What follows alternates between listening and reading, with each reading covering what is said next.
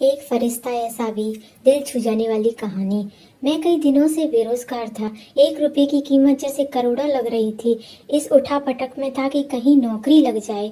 आज एक इंटरव्यू था, पर दूसरे शहर के लिए जेब में सिर्फ 10 रुपए थे। मुझे कम से कम 200 रुपए की जरूरत थी।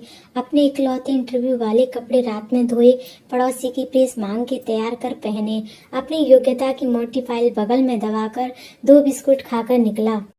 पैदल जैसे तैसे चिलचिलाती धूप में बस स्टैंड पर पहुंचा, इस उम्मीद में कि शायद कोई पहचान वाला मिल जाए जिससे सहायता लेकर इंटरव्यू के स्थान तक पहुंच सकूं। काफी देर खड़े रहने के बाद भी कोई नहीं मिला। मन में घबराहट और मायूसी थी।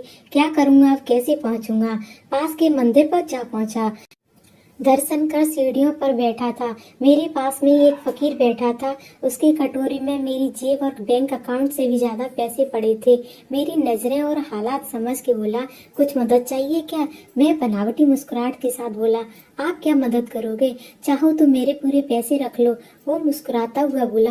मैं चौंक गया। उसे कैसे पता मुझे जरूरत है? मैंने कहा, क्यों, शायद आपको जरूरत है। वो गंभीरता से बोला, हाँ है तो, पर तुम्हारा क्या? तुम दिन भर मांग के कमाते हो।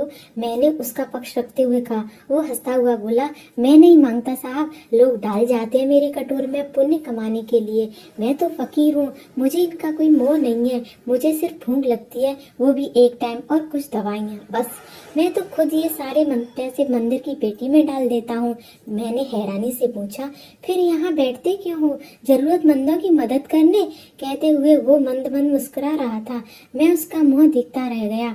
उसने 200 रुपये मेरे हाथ पर रख दिए और बोला, जब हो तब लौटा देना। मैं उसका शुक्रिया जताता हुआ वहां से अपने इंटरव्यू तक पहुंचा।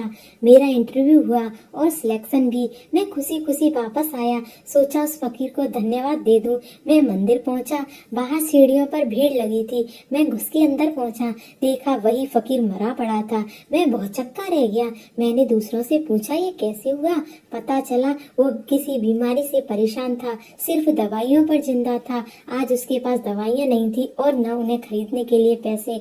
मैं आश्चर्य सा उस फकीर को देख रहा था। अपनी दवाइयों के पैसे वो मुझे दे गया था, जिन पैसों पे उसकी जिंदगी का दारोमदार था।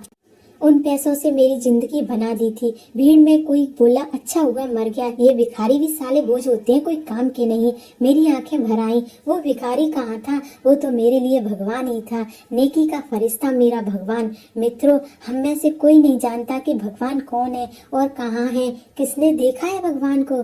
बस इसी तरह मिल जाते हैं।